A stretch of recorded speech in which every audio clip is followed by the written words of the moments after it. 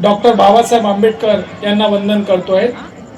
आज या संयुक्त जयंती समारोह निमित्ताने विचारपीठावर उपस्थित असले आजच्या कार्यक्रमाचे अध्यक्ष महोदय माननीय बनतेजी ज्ञानज्योती जीवनज्योती, त्याचबरोबर या कार्यक्रमाला उपस्थित असलेले भास्कर पाटील, त्याचबरोबर विद्या संजयजी भोयर मॅडम आणि आपण सर्व उपस्थित मित्र हो। आज आपण या ठिकाणी दुहेरी जयंती साजरी करतोय। म्हणजे एकांची 135वी आणि एकाची 190वी। आता आपण थोडस विचार जर केला गेलं, यांच्यावर विस्ताराने आपल्याला बोलता येईल। असं काय केलं असेल की या व्यक्तीची जयंती भारतभर, जगभर, काही ठिकाणी, काही देशात साजरी झाली आणि आज प्रत्येक खेड्यांमध्ये, प्रत्येक गावांमध्ये धूमधडाक्यात या व्यक्तीची जयंती झाली, तो म्हणजे डॉक्टर बाबासाहेब आंबेडकर। असं काय केलं असेल की त्यामुळे एवढी जयंती एवढ्या मोठ्या प्रमाणात साजरी होत आहे।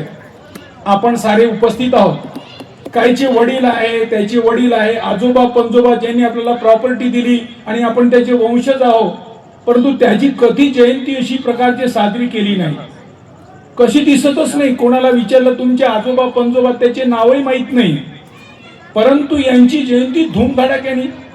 जसं आता पाहाल असेल की हा वसंत वारत आहे आणि आपले जे ऋतू असतात, हा ऋतू 3 महिन्यापासून कामाला लागतोय। आंबे मोहरलेले असतील, फुलं पाक कसे बहरलेले असतात, झाडाला पसझडी लावून नवीन फुलं येतात। हा निसर्ग 3 महिन्यापासून त्या कामाला लागतोय। आपले लोक बाबासाहेबांची जयंती म्हणून 1 महिन्यापासून कामाला लागतात। आम्हाला बाबासाहेबांच्या जयंतीला जायचं, बाबासाहेबांची जयंती साजरी करायची।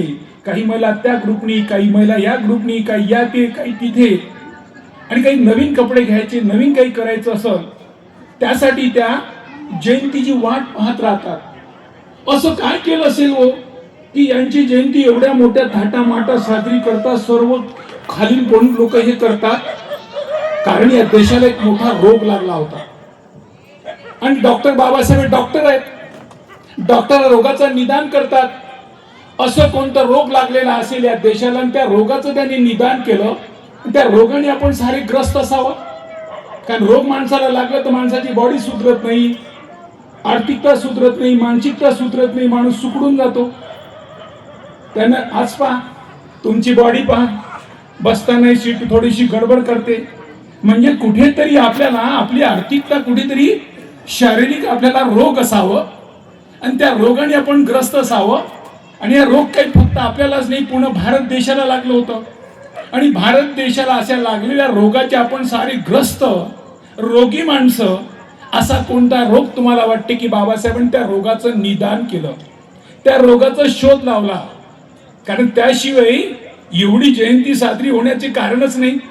मी सांगितलं की आपल्या आजोबा पंजोबा, आपल्या बापाची जयंती आपण साजरी करत नाही, परंतु यांची जयंती एवढ्या थाटामाटात साजरी करतो आहे। रस्त्याने किती नाचतात, कुदतात, पाहाल असेल। कालपासून काही लोकांनी 11 तारखेपासून ही जयंती साजरी करत आहेत।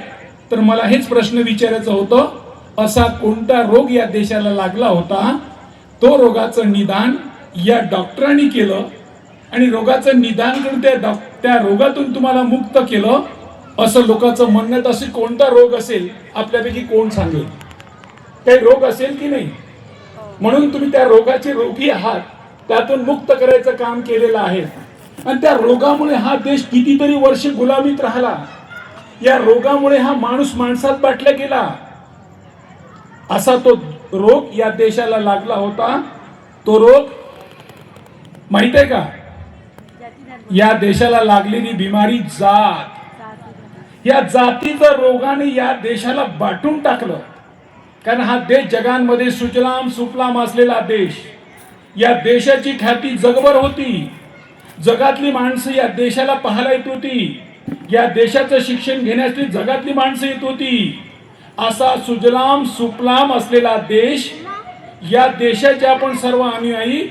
जर अशी परिस्थिती जर या देशाची असेल तर तुम्ही त्या देशाचे अनुयायी किती चांगले असाल, किती भाईचारा असेल, किती एक दुसऱ्याविषयी प्रेम असेल, किती धनसंपदा आपल्याकडे असेल, म्हणजे आर्थिकता, मानसिकता, आरोग्याची सर्व आपण सुखी संपन्न असलेल्या देशातले सर्व नागरिक आहोत. अशा सुखी संपन्न असलेल्या देशामध्ये एक कोणीतरी, ज्या सरांनी सांगितलं, विदेशी माणसं भारतात आली आणि त्यांनी नजर लावली आणि ज्या एकोपाणी राहणाऱ्या माणसामध्ये हळूहळू करता दिली त्याला वसरी, त्यांनी पाय पसरी. पाय पसरत पसरत पसरत अशी पाय पसरवली की आपल्या तुपल्यामध्ये आपली विभागणी करून टाकली आणि या देशाला तो रोग लावला. त्या रोग जात लावून जमलं का? त्या जातीच्या पोट जाती गेले. फक्त महार म्हणून चालत नाही, महाराच्या 12.5 जाती. कुणबी म्हणून चालत नाही, कुणबीच्या 12.5 जाती. तेली म्हणून चालत नाही, तेलीच्या. आणि ती जात म्हणून चालतं का? त्या जातीचं रोटी नाही, बेटी नाही.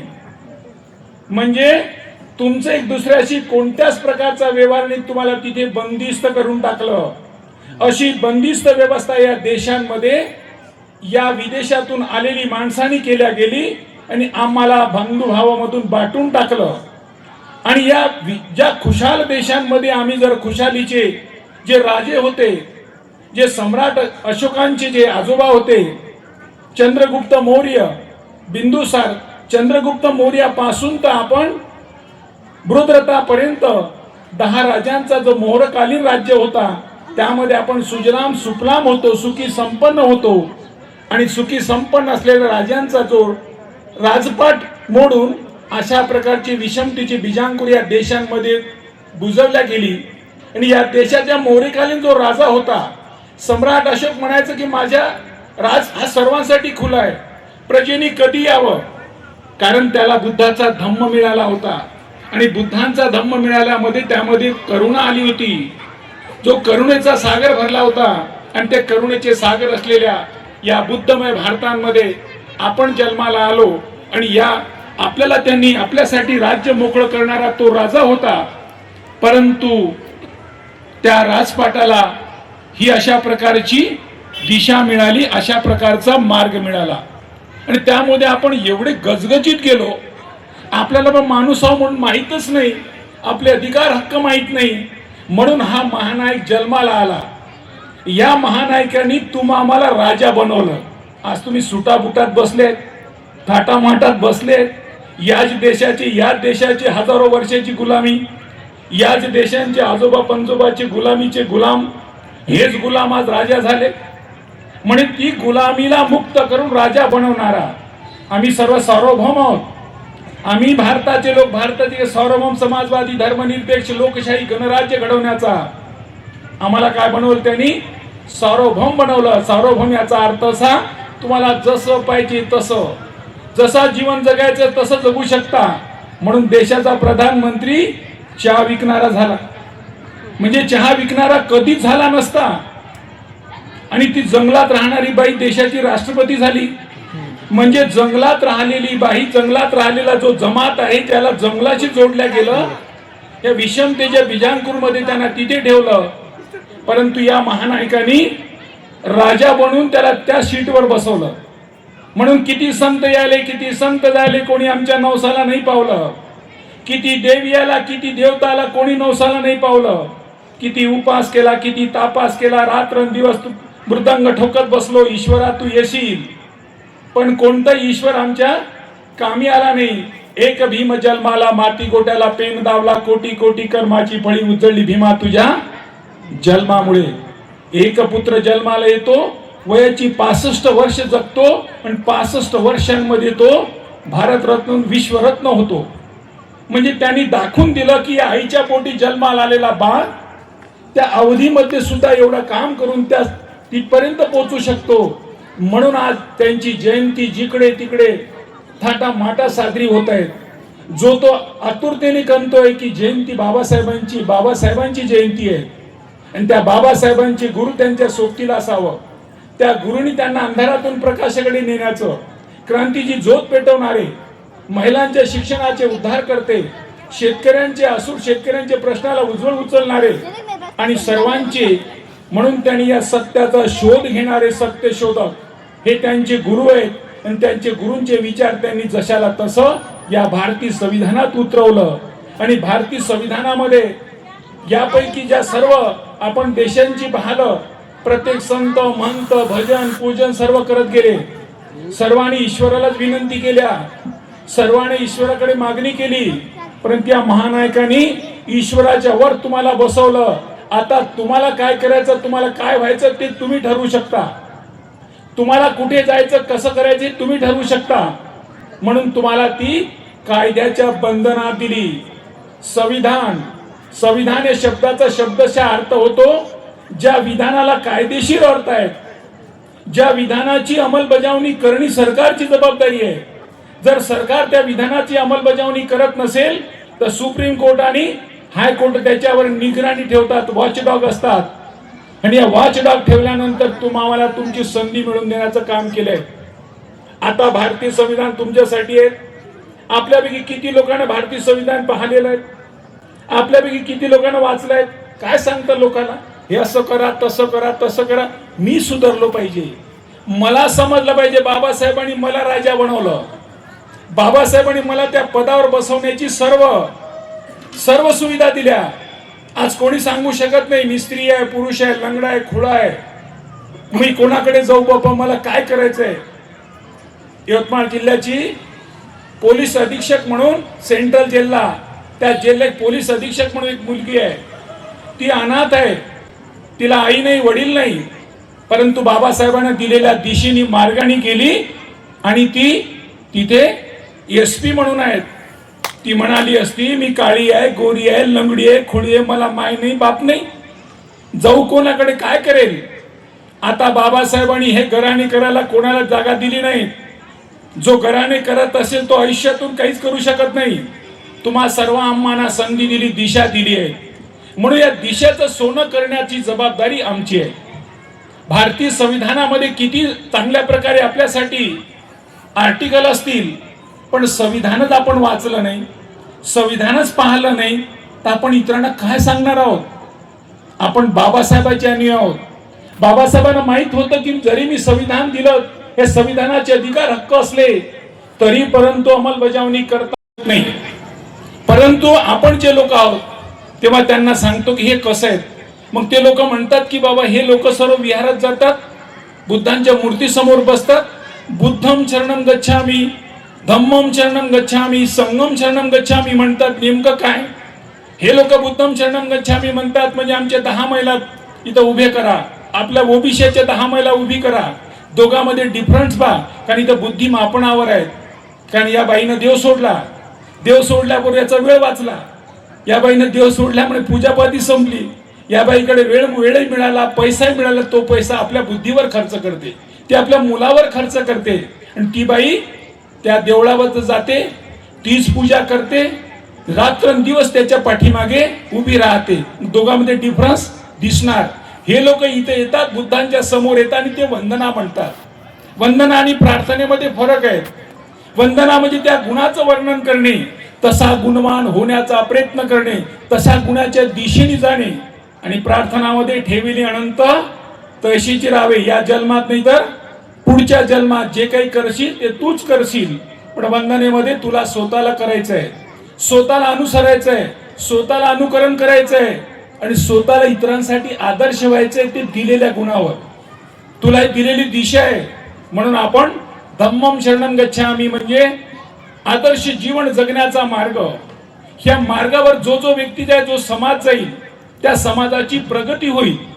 म्हणून आता त्यात काय म्हटलंय, पानातिपाता वेरमणी शिका पदम समाधी. आणि पानातिपाता वेरमणी मी हिंसा करणार नाही, काया वाचा मनाने, म्हणजे कायेनीच हिंसा केली अशी नाही, वाचेनी पण नको, वाचेनी हिंसा नको, त्याचबरोबर मनाने नको. मी मनामध्ये सतत कल्याणी विचारी, कल्याणी माणूस झालो पाहिजे, इतरांचं कल्याण हो, मित्रांचं कल्याण हो, म्हणजे मी कल्याणी मित्र झालो पाहिजे, ही बुद्धांची भावना आहे.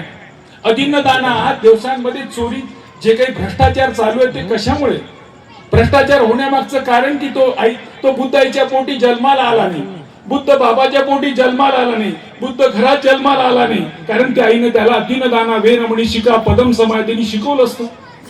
त्या आईच्या पोटी जन्माला आल्यामुळे त्या घराचं नुकसान आहे, त्या देशाचं नुकसान आहे. देशांमध्ये दिवसेंदिवस भ्रष्टाचार वाढत आहे, प्रत्येक ऑफिसमध्ये भ्रष्टाचार वाढत आहे. जर तो आईच्या पोटी असा जर जन्माला आलेला असेल तर कदापि तो तसं करणार नाही, कारण त्या आईने त्याला शिकवलं की अतिन दाना वेरमणी शिका पदम समाधियानी, कामेसु मिच्छाचारा वेरमणी शिका पदम समाधियानी. निर्भया प्रकरण जगभर गाजलं. जर तो मुलगा त्या आईच्या पोटी जन्माला आला असता, बुद्ध घरी जन्माला आला असता, तर त्यांनी अशा प्रकारचे कृत्य केलं नसतं. कारण बुद्ध होणे म्हणजे शीलवान होणे. एकदा काय झालं, तथागत बुद्धांकडे एक माणूस आला आणि तथागत बुद्धाला का म्हणतो की तथागत घरात गेलो तर बायको पोराशी काहीच पटत नाही, बायको अंगावर येते, पोरगी अंगावर येते, काय करावं काही मला सुचतच नाही. त्या घरातून कसं तरी तथागत मी बाहेर पडतो. बाहेर पडल्यानंतर मी माझ्या मित्रमंडळीत जातो. मित्रमंडळी काय टिंगल करतात, तथागत काय टिंगल करतात, त्यांच्याशी बसा वाटत नाही. आता सांगा तथागत मी जाऊ कोणाकडे? तेव्हा तथागत म्हणतात शिलो संपन्न नारो सुपटिपन्नो वती पखो. त्या शिलवान माणसाकडे जा. शिलवान कोण आहेत? बुद्ध माणूस होणे म्हणजे शिलवान होणे. कारण बुद्धांचा प्रत्येक कार्यक्रम बघा, कोणते कार्यक्रम असेल त्रिशरण पंचशील पहिले घेतल्या जातं. लग्नाचं असेल, मैतीचं असेल, घरगुती असेल, कोणते कार्यक्रम असेल, का बरं असं केलं जातं? कारण शिलाचं बळ वाढावं. तुम्ही शिलो संपन्न होणार सुपटिपन्न, तुमचं शील जेवढं वाढेल तेवढी तुमची मजबूती येईल. म्हणून या देशाची जबाबदारी आमच्यावर टाकलेली आहे. भारताच्या प्रधानमंत्र्या देशामध्ये लॉकडाऊन लावण्यासाठी रात्री 8 वाजता जाहीर करतो आणि 12 वाजतापासून लॉकडाऊन लागतं. आणि तेच लॉकडाऊन अमेरिकेच्या राष्ट्रपतीला लावता नाही आलं. भारताच्या राष्ट्रपतीला का लावता आलं? कारण भारतामध्ये संविधान आहे. ते संविधान कोणी लिहिलं? त्या शिलवान माणसानी. जेव्हा शिलवान माणसाचा स्पर्श लागतो, शिलवान माणसाची लेखणी लागतं, शिलवान माणसाची दृष्टी पडतं, तर देश एकरूप राहतो. देश एकरूप राहू शकतो. तर आम्ही शिलवान आमच्या घराला एकरूप ठेवू शकत नाही, आम्ही आमच्या कुटुंबाला एकत्र ठेवू शकत नाही, आम्ही अडोशी पडोशीला एकत्र ठेवू शकत नाही. आम्ही सर्व लोकांना एकत्रित ठेवू शकतो. कोणाला घराने करण्याची संधी देऊ नका. बुद्ध म्हटल्यानंतर आपल्याकडे वेगळ्या दृष्टीने बघितलं पाहिजे.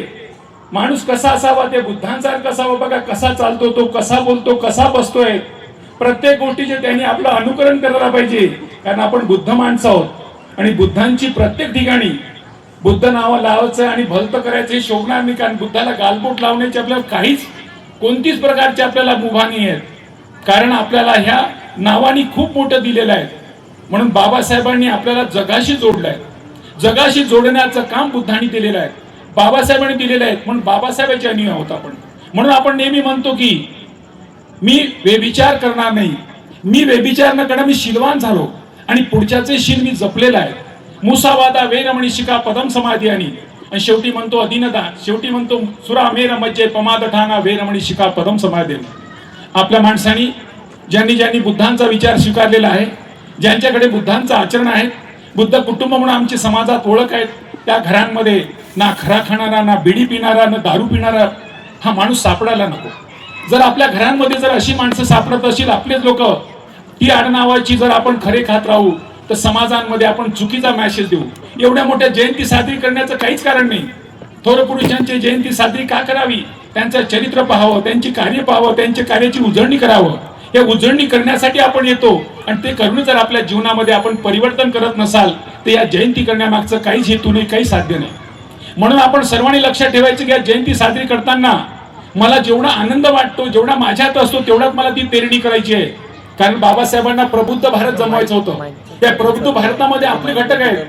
पाण्याचा एक गुण जर रागावला, एक गुण जर थांबला तर तो घडा भरणार नाही. एक गुणशे घडा पडतोय म्हणून एक कार्य आपण पुढे नेऊ शकतो, ही आपली जबाबदारी आहे. आता आम्ही ओबीसी लोकांना सतत सांगतोय, बघा या लोकांच्या जीवनामध्ये किती मोठा परिवर्तन झाला. जो माणूस या मार्गावर जातो त्याच्या जीवनामध्ये बदल होतो आणि बदलाचे प्रतीक आज आपण दिसतोय. आपण दीक्षा घेऊन किती वर्ष झाली? दीक्षा होऊन आपल्याला 60 वर्ष झाली. 60 वर्षांमध्ये आपल्या जीवनामध्ये झालेला बदल हा अतोनात बदल झालेला आहे. ही बदल आपल्याला टिकवायचे आणि इतरांना सुद्धा असे घडवायचे आहे. कारण प्रबुद्ध भारत बनवायचं आहे, शीलवान माणसाचा भारत बनवायचा आहे. प्रत्येक कुटुंबात शीलवान माणूस निर्माण करायचा आहे आणि शीलवान माणूस निर्माण करण्यासाठी प्रत्येकाची एकमेकाची जबाबदारी आहे आणि ती जबाबदारी आपल्याला पाडणं गरजेचं आहे. 9:30 वाजून गेले. मला 15 मिनिटाचे अर्धा तास झाले. बामनाल दिली वसरी आणि हळूहळू पाय पसरी. राठोड सर बोलतच काही थांबत नाही. मी शॉर्टकट करण्याचा खूप प्रयत्न केला. माझ्याकडे खूप काही मटेरियल होतं तरी परंतु मला या ठिकाणी जी संधी दिली, बोलायला जी संधी दिली, आणि त्याचबरोबर आपण सर्वांनी ऐकून घेतलं. मी एक आणखी दुसरी तुम्हाला हे सांगतो की जोपर्यंत आपण एक दुसऱ्याशी जुळणार नाही, आम्ही दररोज दर रविवारी चलो आपण धम्म आपल्या दारी हा कार्यक्रम घेत असतो. आणि हे धम्म आपल्या दारी हा कार्यक्रम घेण्यामागचा हाच हेतू आहे की आपण दर रविवारी एकमेकाशी भेट घेतली पाहिजे आणि एकमेकाशी भेट घेऊन एकमेकाच्या दारी आपण गेलो पाहिजे. खरोखर आपण धम्माचं आचरण करतो की नाही हे घरी गेल्यावर एक दुसऱ्याशी कळतायत. म्हणून आम्ही दर रविवारी माझ्या घरून सूड भावना निर्माण होऊ शकते, यांच्यामध्ये एखादी क्लेशाची भावना निर्माण होऊ शकते, आत्मकेंद्रित बनू शकते. हे चांगले जीवन जगण्यासाठी बाबासाहेबांनी 14 ऑक्टोबर 1956 आपल्याला बुद्धांचा धम्म दिला. म्हणून आपण पाहतो आता बुद्धाचा धम्म घेतल्याबरोबर आपल्या जीवनामध्ये कलाटणी आली. कारण महाराष्ट्रामध्ये 59 जाती आहे. 59 जातीपैकी बाबासाहेबांनी 14 ऑक्टोबर 1956 जी दीक्षा दिली, त्या दीक्षेला आव्हान फक्त आणि फक्त एका जातीनं दिलं. ती जात म्हणजे महार. म्हणजे महार जातीनं त्या बाबासाहेबांच्या आव्हानाला स्वीकारलं आणि ते महार बौद्ध झाले. आणि 59 जातीपैकी 58 जाती तिथेच आहे. 58 जातीमध्ये काय बदल दिसतो? काहीच बदल दिसत नाही. ठेवली अनंत तशीची राहावा. आता महाराज बदल झाला म्हणजे काय झाला? एक कवी म्हणतो, पूर्वीचे महाराजचे बौद्ध ते मानत होती देव, तेव्हा त्यांना मिळत नव्हती भाकर. त्यांनी नाकारला देव त्यांच्याकडे पुरणपोळीचा पाहुणचार. पुरीचा महाराजचा बौद्ध तो मानत होता तेव्हा तो चारत होता ढोर. त्यांनी नाकारला देव त्यांच्याकडे डॉक्टर, इंजिनियर, मोठे मोठे ऑफिसर. पहा किती ऑफिसर बसले. हेच महाराजांची पोरं. म्हणजे यांनी सोडल्याबरोबर यांच्यामध्ये बुद्धीचा विकास झाला. धम्म घेणे, बुद्धी होणे म्हणजे काय? बुद्धम चरणम. आता आपल्याला इथं पहिले पंचशील घ्यायला पाहिजे होतं, कारण त्रिशरण पंचशील शिवाय बुद्धाचा कार्यक्रम सुरूच होत नाही. का बरं? बुद्धम चरणम गच्छामी, धम्मम चरणम गच्छामी, संगम चरणम गच्छामी म्हणजे काय? बुद्धम चरणम गच्छामी याचा अर्थ अशी बुद्धी विकसित कर, अशी बुद्धी विकसित कर तर तुझ्या बुद्धीकडे सर्वांनी पाहत राहावं. या ठिकाणी पाटील सर बोलत होते, सर्व ऐकत होते. हा बुद्धी मापनाचा काम आहे. म्हणजे म्हणून त्या बुद्धीला तू शरण जा, त्या बुद्धीचा अनुकर, त्या बुद्धीला वाढव आणि तुझ्या बुद्धीने जिथे तिथे प्रत्येक लोकांनी वाहवाकी केली पाहिजे. हा बाबासाहेबाचा अनुयायी आहे, हा बुद्धाचा अनुयायी आहे. कारण याची बुद्धी विकसित आहे. विहारात जातो आणि बुद्धाला म्हणतो बुद्धम चरणम गच्छामी. त्या बुद्धीचा हेतू कसा आहे? प्रथम कल्याण, मध्यम कल्याण, अंतिम कल्याण. त्याची बुद्धी कशी आहे? उसासारखी आहे. ऊस कसा आहे? कुठूनही खा, गोडच वाटतं. म्हणजे अशी विकसित बुद्धी झालेले आपण बुद्धाचे अनुयायी आहोत. आणि बुद्धाचे अनुयायी होणे म्हणजे बुद्धिमान होणे. विद्वान आणि बुद्धिमानामध्ये फरक आहे. विद्वान हा फक्त गाडी माडी साठीच राहतो. आपल्या देशामध्ये खूप विद्वान आहेत, कधी त्या विद्वानाने इतरांच्या कल्याणासाठी विचार केला नाही. पण बुद्धिमान इतरांच्या कल्याणासाठी स्वतःला समर्पित करतात. बाबासाहेब हे बुद्धिमान होते. म्हणून एक बुद्धिमान माणूस जन्माला आल्यानंतर तुमची आमची हजारो वर्षाची गुलामी मोकळी केली. कोटी कोटी उधळली कुळे भीमा तुझ्या जन्मामुळे. आमची आजी म्हणते, फाटकल लुगडले 17 गाठी, माय भीमानं भरली वा सोन्यानं वाटी.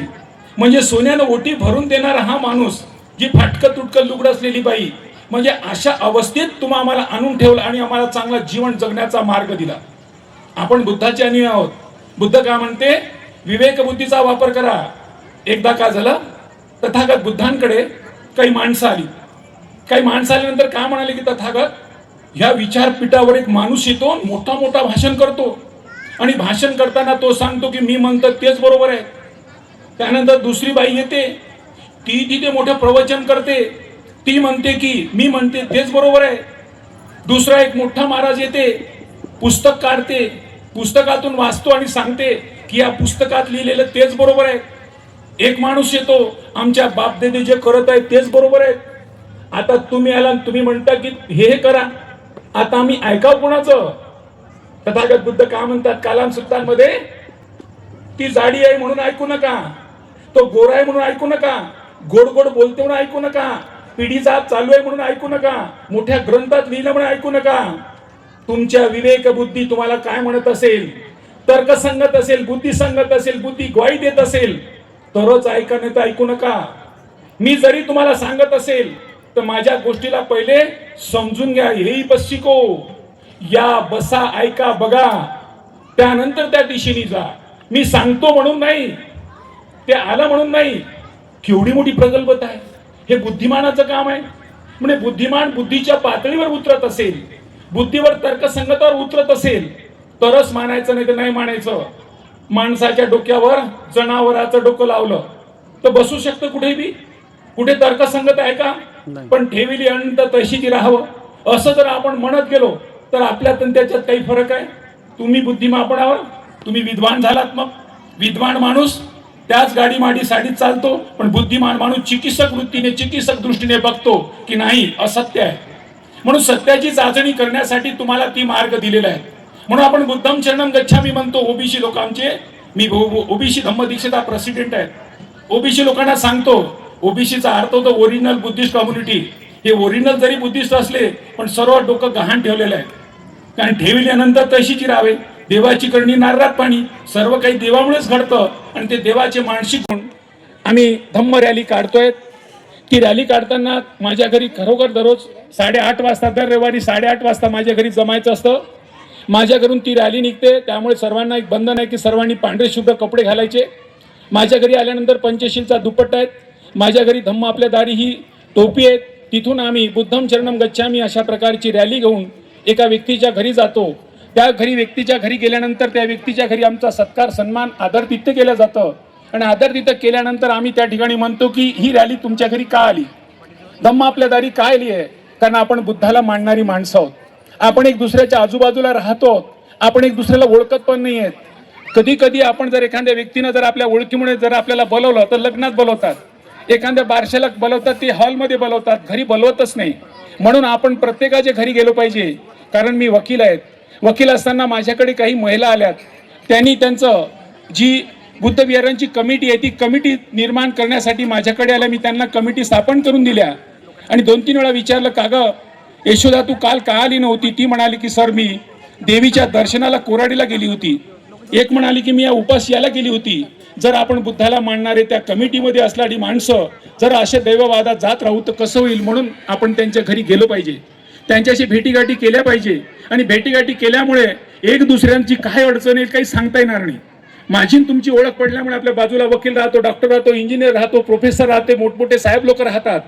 कधी कोणाला कौटुंबिक अडचण येऊ शकतात, कधी आर्थिक अडचण असेल, कोणाची घरी मुलगी लग्नाची आहे, कोणाची घरी मुलगा लग्नाचा आहे, कोणाला सून त्रास देते, कोणाला मुलगा त्रास देतोय, कोणाची आर्थिक परिस्थिती ठीक नाही, कोणाला दवाखान्यात जायचं असेल. अशा वेळेस आपण एक दुसऱ्याच्या मदतीला जाऊ शकतो, धावू शकतो.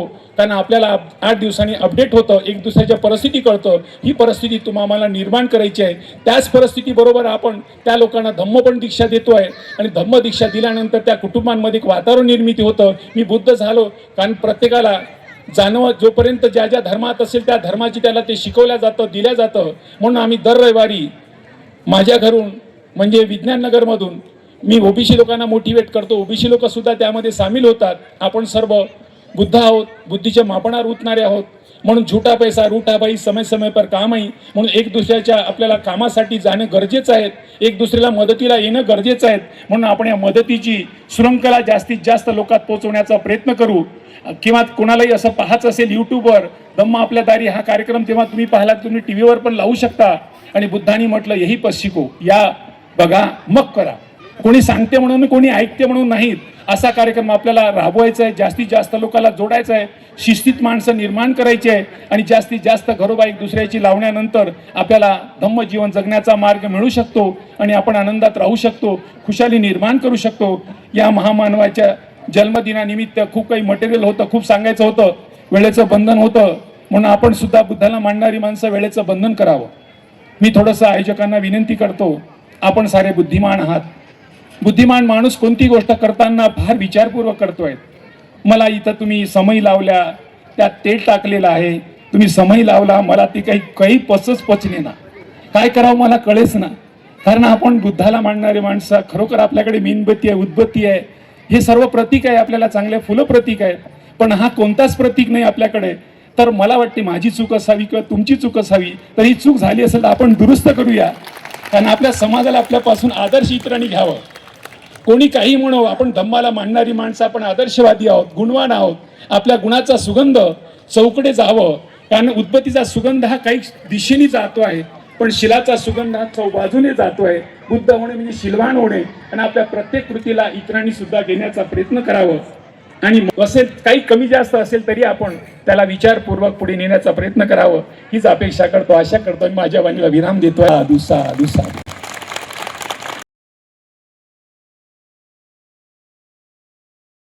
नमस्कार दोस्तों, हमारे न्यूज़ चैनल न्यूज़ इंडिया को लाइक कीजिए, शेयर कीजिए, अनसब्सक्राइब कीजिए। हम मिलेंगे फिर। धन्यवाद।